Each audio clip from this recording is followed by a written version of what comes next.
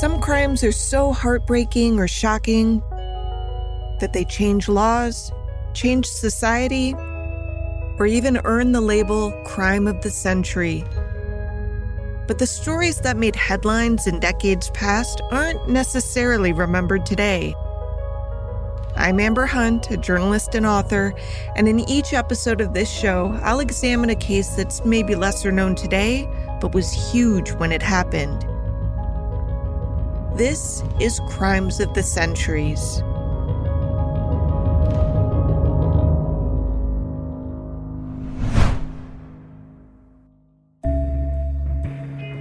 Paul Snider really wanted a gun. First, he borrowed a revolver from a friend named Chip, but Chip was leaving town and asked for his gun back. Next, Snider asked a private investigator about how he might buy a machine gun for home protection, he explained. The freelance detective he consulted talked him out of that idea. Finally, Snider saw a classified ad for a 12-gauge Mossberg pump shotgun. He circled the ad, called the owner, and drove to the San Fernando Valley to pick up the weapon, but returned home empty-handed after he got himself lost.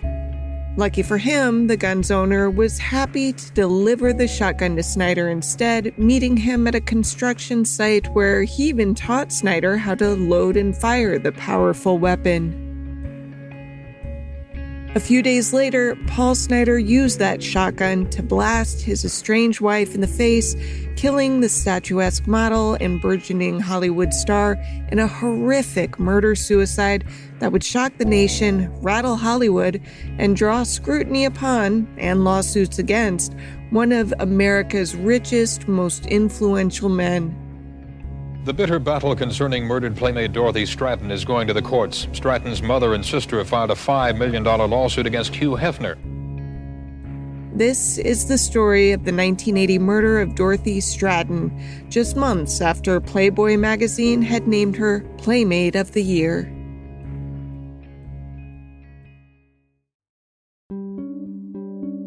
Inspiration for the episodes in this series come from all sorts of places. Sometimes the case is from a spreadsheet I've been tweaking since we launched 2 years ago. Sometimes I stumble across a case that happens to be mentioned while researching another case, and I go down that route while my interest is still piqued. This week and next week's episodes were sparked by something a little different. A purportedly based on true events Hulu series. Is this some kind of joke? Not at all. I mean, do you like looking at naked dudes? I have something to tell you, Paul. Women get horny. Welcome to Chippendales! Welcome to Chippendales was a dark, intriguing, and certainly well-scripted tale bookended by two separate murders. A lot of the series was rooted in reality, but I knew enough offhand about the first murder it depicted to realize that there'd been some liberties taken with the tale, so I decided to tackle both of the killings in the series to help viewers understand what was true and what wasn't. For those who haven't seen the series, know that this won't preclude you from watching it. This hopefully just helps root the drama a little bit more firmly in reality, which I think most people would agree is the most respectful thing to do for the real people involved.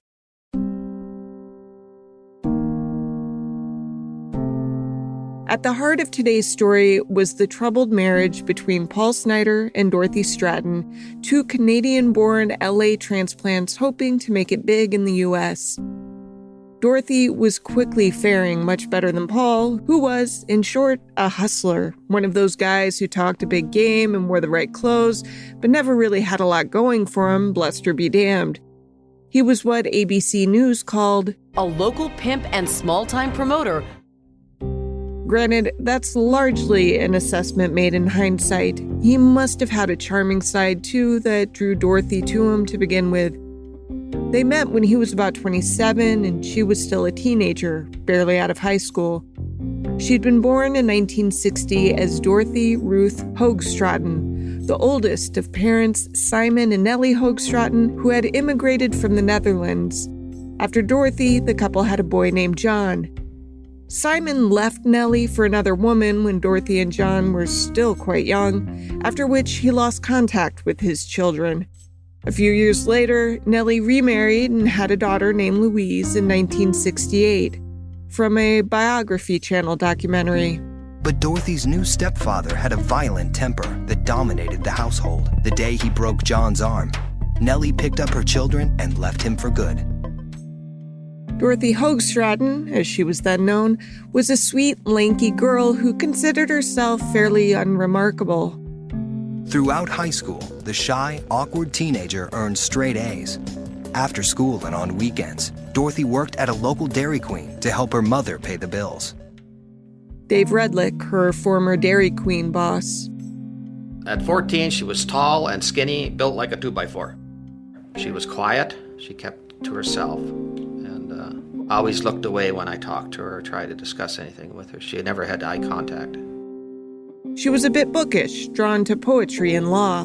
The idea of becoming a model certainly hadn't been on her radar until she met Paul Snider when she was still a teen, slinging Sundays in Vancouver. She would later tell Johnny Carson, "One day this gentleman walked in with this gorgeous blonde, this long fur coat, and I had him sitting waiting on him at the Dairy Queen, 2 little pigtails and a little red smock on, and I said, 'Can I help you?' And he said, 'What's your name?' Paul was a few years older in age, but by decades in life experience. He'd grown up in Vancouver's East End, which the Village Voice would describe as, quote, a tough area of the city steeped in machismo, end quote. Paul's parents had broken up when he was young, and neither seemed very interested or capable of taking care of him. He quit school in the 7th grade and began fending for himself. He had that frustrating mix of ego and insecurity that most abusive people tend to have. Embarrassed by how skinny he was, he began lifting weights to bulk up. He spent time and money on his appearance, ensuring that his dark hair and mustache were impeccably groomed. He had expensive tastes that his straight-laced endeavors couldn't support, so while he was a successful promoter for auto and cycle shows, he relied on less-than-legal side hustles to afford the fur coats and fancy cars he liked. He wore a bejeweled Star of David around his neck that earned him the nickname the Jewish Pimp. Though he didn't have a hefty rap sheet, he did have quite a reputation. Dorothy, on the other hand, had neither. She'd only had one boyfriend before and was still a virgin when Paul met her. After she and Paul began dating, he kept encouraging her to model.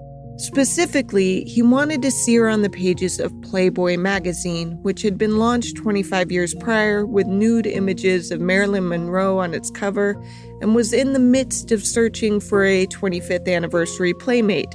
Playmates were the magazine's version of pinup girls. Dorothy demurred.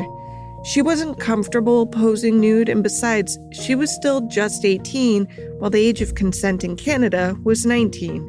But Paul was persistent, and he eventually won the argument.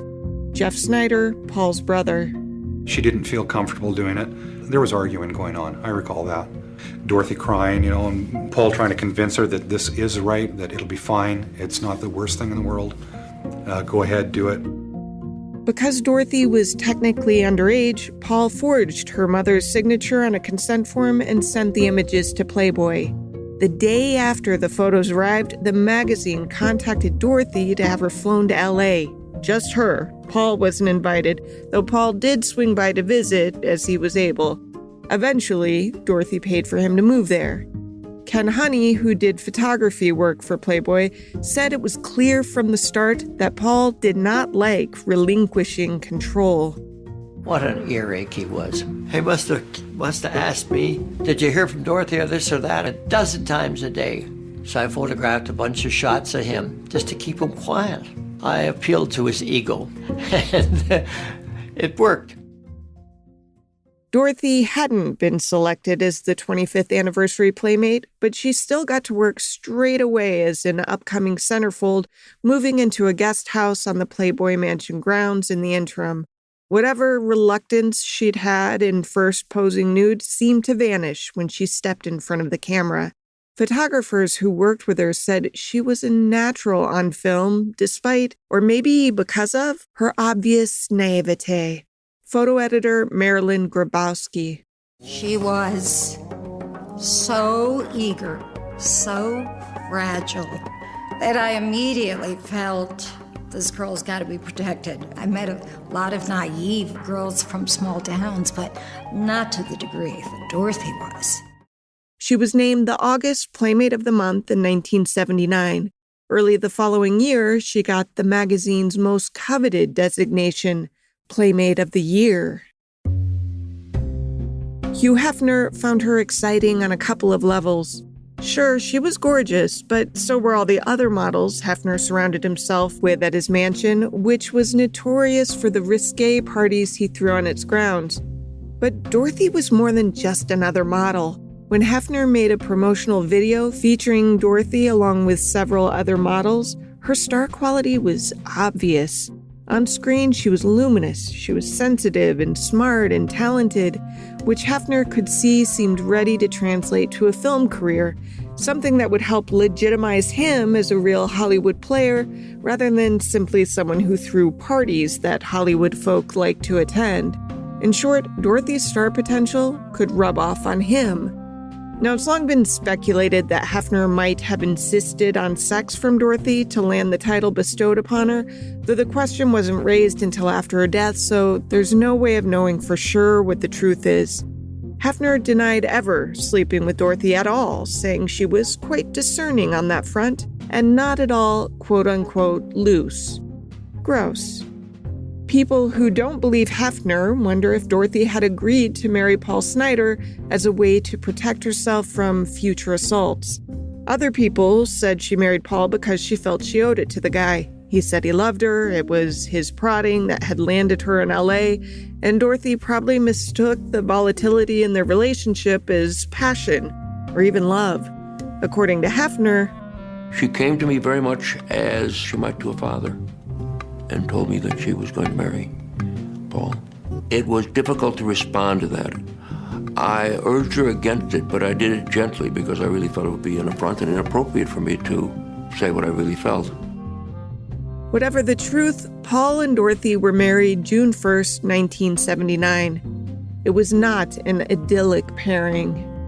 Anything that you might say about Dorothy, the opposite was true of Paul. In other words, Dorothy made this incredible impression. Everybody loved her, and almost everyone was universally put off by Paul. That was partly because Paul was so incredibly controlling, not just of Dorothy, but also of her money. He meddled with her projects, too, fashioning himself as her manager, lawyer, agent, and husband, all rolled into one. Former Playmate Roseanne Caton Walden said that Paul always seemed a little off. He was always a bit uncomfortable at the mansion and at the parties. He knew that he was out of his element. He just had a nasty, nasty vibe. At one point, he tried to get Hefner to buy a sex chair he had designed. That chair will come up again later in the story. But Dorothy's star was rising, which let her do something she had never imagined as a kid. She was able to financially take care of her family. As she told one reporter, "My family is important to me. We were brought up through a lot of hard times, and we stuck them out together. I've never had a father to support the family, so it's always been my mother." Dorothy would send money to her mom and sister, with whom she'd been very close. Louise said, "She opened up my first bank account. She would put money in it, like once a month, and to save up for braces." The family that she had initially worried about disappointing by posing nude was actually elated by her success. This is Louise talking to a reporter way back then. Would you like to be just like your sister when you grow up? Yeah, Why? because I'm proud of her. Dorothy had grown up poor enough that she'd started working to help out her mom as a teen, and now money was just being thrown at her. As she told Johnny Carson after winning Playmate of the Year, I got a $65,000 Russian sable fur coat and a $25,000 check and a $26,000 Jaguar and a $13,000 bathtub. And What would a $13,000 bathtub, I mean? It's made of brass. It was handmade, and it has 4 jacuzzi jets on the inside. It fits about 10 people. Oh, how lovely. What are we going to tell the other 8? Not to... You can hear in her voice she's kind of wowed by it all, which is probably why she didn't think twice about being so generous with it. And to be sure, she was as generous with her husband as she was with her family, though Paul's support of his wife wasn't as sincere as Louise's. His was more of the self-serving variety. He would routinely boast to people about how he and Dorothy were headed for the moon, so great would be her stardom. While Dorothy's family was grateful for and humbled by the money she sent them, Paul blew through his and demanded more.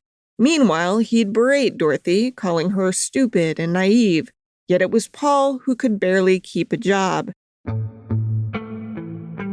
That's where he overlapped with Chippendales, leading to his character's inclusion in the recent Hulu series' first episode. As the series depicted, Paul did visit while owner Steve Banerjee was trying to find his footing running a high-end backgammon club called Destiny 2. Paul touted his supposed promotional savvy and promised to help the struggling venture. First, Paul emceed a mud wrestling event, then later suggested that Banerjee try launching a male strip club catering to female audiences. It was Paul Snider who actually created the Chippendale dancers. After having failed at several incarnations of his business, it was this one, the one Banerjee named Chippendales after 18th century furniture maker Thomas Chippendale, as a way to class up the endeavor, that would finally take off. How involved Dorothy was in this matter isn't totally clear. While Chippendales was mentioned in early reports about her death, it was only in relation to Paul having formerly worked there as a promoter. It's possible, though, that Stratten did indeed suggest that the male dancers there adopt a uniform akin to Hefner's Playboy bunnies, who notoriously wore tight teddies and bunny ears at the mansion. The Chippendales version was cufflinks and bow ties on bare-chested men who otherwise wore only snug underwear. Welcome to Chippendales made a point to time Paul Snider's mental meltdown with the arrival of a new choreographer at the club alongside Dorothy's chance restaurant encounter with Peter Bogdanovich, who's depicted as only just having shown interest in the young ingenue. In reality, Dorothy by then had been cast in several movies, most notably Bogdanovich's They All Laughed. Not only was filming for that movie finished, but she and Paul had been separated and she and Peter had been quietly falling in love just as the 1980 Playmate of the Year designation was announced. The show took dramatic license with the timing of things, but it got one of the most crucial elements right. Paul's breakdown was about control. When Dorothy Stratten began exerting some over her life, Paul's reaction was to violently snatch it away. By August of 1980, Dorothy Stratten and Paul Snider were no longer living together. They were separated, and as far as anyone on the outside could tell, both were moving on with their lives. Dorothy was in love with Peter Bogdanovich, whose movie featuring her was slated for an early 1981 release. Bogdanovich said she had that all-too-elusive it factor in spades. She was the most natural young actress I've ever worked with. She was amazing. She had everything that you could have. She had timing and she had wit. Bogdanovich was newly single when he met Stratten. His previous relationship had been with another ingenue, this time Sybil Shepherd, whom he met when she appeared in his 1971 film The Last Picture Show. That relationship had been quite the scandal because Bogdanovich had been married when it started to a production designer on the film named Polly Platt. Shepherd, meanwhile, had been in a relationship with co-star Jeff Bridges. In short, this wasn't an easy-to-hide affair. Platt and Bogdanovich divorced in the aftermath, after which Shepherd and Bogdanovich moved in together. The relationship lasted until around 1978 when Shepherd reportedly visited her boyfriend while he was filming a movie in Singapore and realized he was sleeping with an actress on that film too. Shepherd moved out of their shared home and soon got pregnant by a new lover, which left Bogdanovich distraught. They All Laughed was partly inspired by that heartache, with John Ritter playing a Bogdanovich-like character. The movie filmed in spring and summer of 1980. She had a kind of glow, and the way she talked, the way she moved, her laugh. She was very smart, to talk to, great to have a conversation, and a great sense of humor. I mean, I just fell for her. Dorothy fell too. While she wasn't overt about her relationship with the director, she also didn't pretend that things were fine with Paul. Their communications grew terse. When she'd return home from New York City to see him, they would argue, and she would end up going back earlier than planned. Paul knew he was losing his grip on her, but to outsiders, he didn't seem particularly heartbroken. In fact, he had also hooked up with someone else, another young, beautiful would-be model whom he tried to fashion into a sort of Dorothy 2.0. But this other woman wasn't the same, didn't have the same je ne sais quoi that Dorothy had, so his efforts weren't paying off as he had hoped. He'd always been quick to tell Dorothy that he had made her, that without him, she was nothing. Turned out, that wasn't true. He'd simply spotted in her a star quality that she had been too humble to see herself. That he couldn't recreate the magic with just anyone was worrisome because Paul was broke. Despite his role in Dorothy's stardom being obviously minuscule, Paul was the type of guy who still insisted on taking credit for her success. Now that she was worth more than $1 million, he expected his cut. Dorothy was in a tough spot. She was only 20 years old, in love with someone else, and trying to extricate herself from a clearly unhealthy marriage. She had even realized that Paul had hired a private investigator to follow her. That man, Mark Goldstein, was a freelance detective who would call in Dorothy's whereabouts to Paul on a regular basis. Dorothy tried putting up boundaries with Paul to prevent him from taking advantage of her any further. At the same time, Paul was finding that his wife wasn't the only person sick of him. Hugh Hefner reportedly made it clear about this time that Paul wasn't welcome to hang out at the Playboy Mansion anymore either. Hefner always kept the Playmates' husbands at arm's length, but he had a special disdain reserved for Paul, a guy even he considered sleazy. Hefner had warned Dorothy that he didn't like or trust Paul, he would later say, but she felt beholden to her husband. With the couple separated, Hefner at least got to do what he'd always would have preferred. Tell Paul he wasn't Playboy Mansion material. That was one of the big points in the deterioration of Paul Schneider. This is Chip Clark, a friend of Paul's. It was definitely a profound psychological change in him when he was no longer welcome at the mansion. It was around then that Paul became determined to get his hands on a gun. He'd asked Goldstein about a machine gun, and while Goldstein talked him out of that particular idea, he obviously wasn't overly concerned with Paul's desire for a weapon. It was Goldstein, in fact, who reportedly gave Paul an issue of the paper containing an ad for the shotgun that he would ultimately buy. Though they didn't know it at the time, Dorothy and Peter had one night been stalked by Paul, who was hiding outside of the director's home. He was waiting in the bushes that night. It was only afterward that we figured out that he'd already bought a gun and was threatening to kill everybody. On August 14th, Dorothy told Bogdanovich that she had a meeting planned with her lawyer that day. She was lying. She was really going to meet Paul in person. No, she certainly meant it to be a white lie because she didn't want Bogdanovich to worry about her, but the conversation that followed would haunt the filmmaker the rest of his days. She was going to see her lawyer, she told me, and then she had a shoot at Playboy. She was very edgy and very nervous, and I was very unhappy that she was leaving. We didn't really have a good parting. On the whole, though, Dorothy felt she could handle Paul, that the people who worried about his controlling behavior simply didn't know him as well as she did. She planned to meet him that day alone in hopes of talking through terms of their divorce as amicably as possible. At first, she had her sister Louise with her.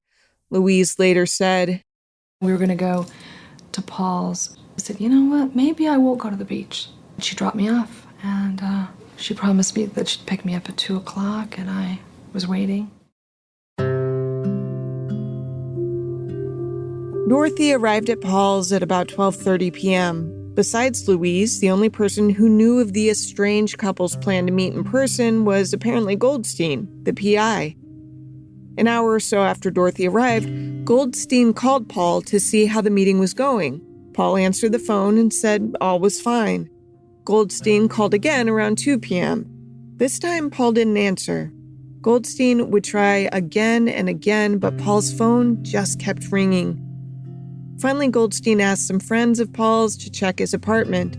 Stephen Kushner and Patty Lorman would later recall walking into a horrifying scene. Lorman said, quote, "It looked like it was a horror movie, a staged horror movie, like mannequins and fake blood. That's a picture that never goes away, a mental picture that's stuck in here forever," end quote. Dorothy was nude, brutalized, and clearly dead from a shotgun blast to the left side of her face. As the Village Voice reported in a Pulitzer Prize-winning story, quote, "Dorothy lay crouched across the bottom corner of a low bed. Both knees were on the carpet, and her right shoulder was drooping. Her blonde hair hung naturally, oddly unaffected by the violence, to her countenance. The shell had entered above her left eye, leaving the bones of that seraphic face shattered and displaced in a welter of pulp. Her body, mocking the soft, languid poses of her pictorials, was in full rigor," end quote. A bloody handprint marred her backside, indicating she'd been moved and possibly assaulted after death. Based on the crime scene and the positioning of medical tape, she'd at some point been strapped to the sex chair prototype that Paul had designed with hopes to sell.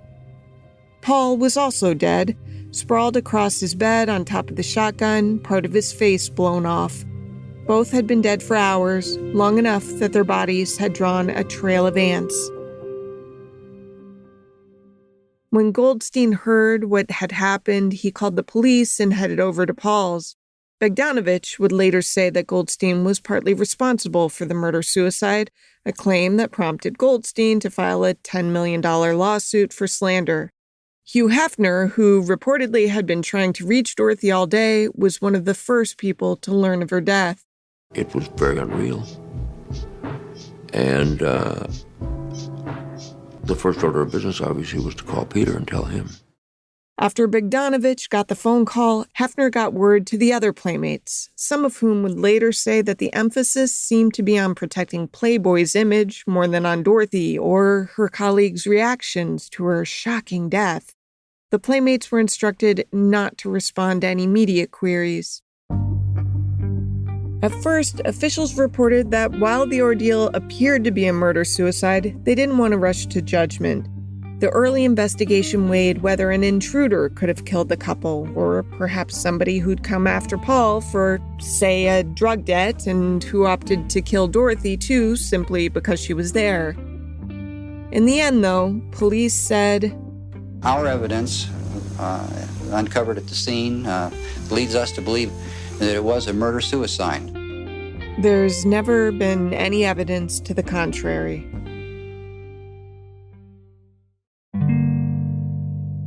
Peter Bogdanovich was clearly in shock in the aftermath of Dorothy's death. He immersed himself in editing They All Laughed, which he said he did alone, often with clenched fists as he stared at the last images captured of the woman he loved. Hefner said, He disappeared into the editing room for many, many months.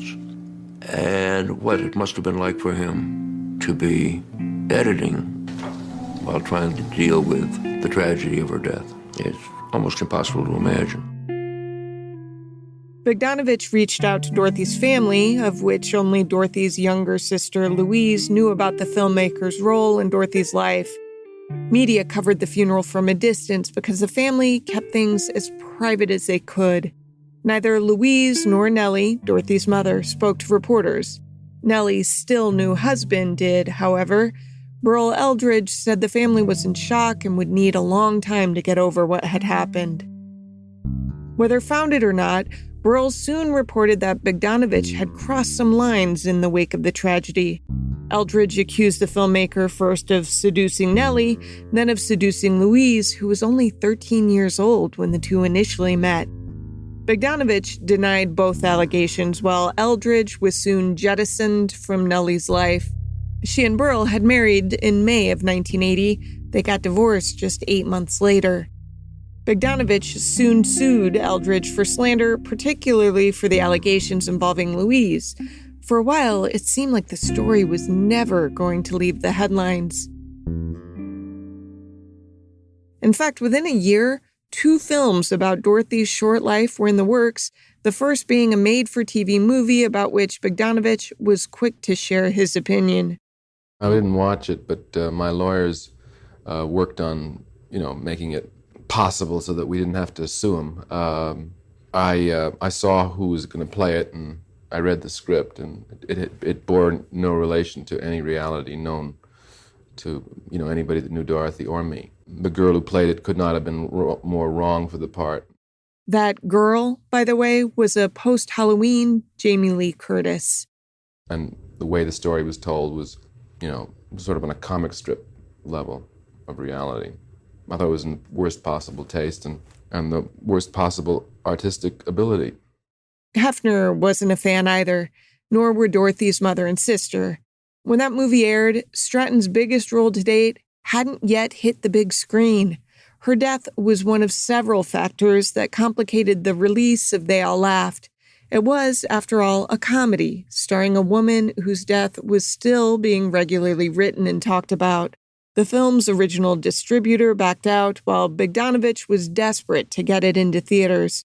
So desperate, in fact, that he ended up putting $5 million of his own money into distributing it, which he would later say was a huge mistake. It led to him filing for bankruptcy in the mid-1980s. I wanted the picture to be seen. I wanted her to be seen, much as she could be.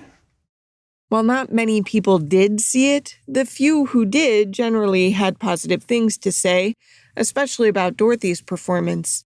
This is a Texas TV reporter during an interview with Bogdanovich in 1981.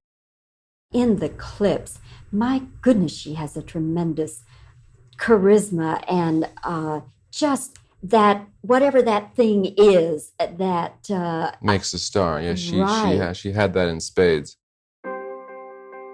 Bogdanovich never got over the loss. He was angry, of course, but not just with Snyder. He spent 4 years writing a book called The Killing of the Unicorn, in which he alleged that Hefner had assaulted Dorothy. Soon after the book's release, this news report came out. Hugh Hefner says that 3.5 weeks ago he suffered a stroke he blames on Peter Bogdanovich, whose book charges that Hefner seduced Dorothy Stratten and lured her into a sordid Playboy world that she secretly hated. Hefner fought back. Dorothy loved Playboy.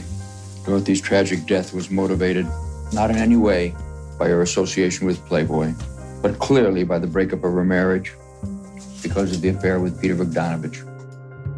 He also alleged that Bogdanovich had seduced Louise, Dorothy's sister, who by then was still only 16. The pair denied anything more than being friends, and Louise and her mother sued Hefner in April of 1985 for $5 million. They dropped the lawsuit 4 months later, after which Bogdanovich and Hefner made peace with each other, if not with Dorothy's death. They both seemed to come to terms with the notion that neither was responsible for what had happened to Dorothy, and that neither had handled the aftermath of the tragedy particularly well. Well, I think he went a little crazy. In fairness, Bogdanovich would later hint that that might have been true. I kind of kept it together and really didn't go to therapy, didn't do anything, and didn't really do much. And sort of fell apart completely 5 years later. And he also did end up marrying Louise when she turned 20 in 1988. They would explain the relationship this way. And he was really there for me, and some sort of connection I had with him, and he became a lot of roles in my life. It seemed natural to gravitate toward Dorothy's sister. It didn't seem unusual. We both felt blasted, so we kind of helped each other. That grew to be another kind of love. The two stayed married for 12 years and stayed friends for far longer. Louise even shared a co-writing credit with Bogdanovich in the 20-teens. Bogdanovich would never remarry after their divorce. Playboy, of course, continued, but its cachet took a hit. Hefner would call the 80s a dark decade. One of his top female executives, Mickey Garcia, would testify before the U.S. Attorney General's Commission on Pornography in 1985 to accuse Hefner of condoning illegal activities. Garcia was Playboy's Miss January 1973 and has recently said in a documentary called Secrets of Playboy that she was taken out of Playmate of the Year contention because she refused to sleep with Hefner. Still, she dutifully stayed on with the company, she said, until Stratten's death, which she described as a wake-up call. She told the AG panel that rape, attempted suicide, and violent crime were all part of the Playboy lifestyle. Granted, nothing really major came from this panel, but it was noteworthy in that it helped align feminists who worried about pornography's objectification of women with conservatives who condemned its vulgarity. And it did launch a discussion that has slowly morphed over the years into one about rape culture, one that at least tries to ensure that women in the sex industry are there because they choose to be and find it empowering rather than degrading. But the truth is that overall, this is one of those heartbreaking crimes in which you can't really point to any widespread good having come from it, which is one of the reasons the case continues to inspire books, film plots, TV shows, and, yes, podcast episodes to this day.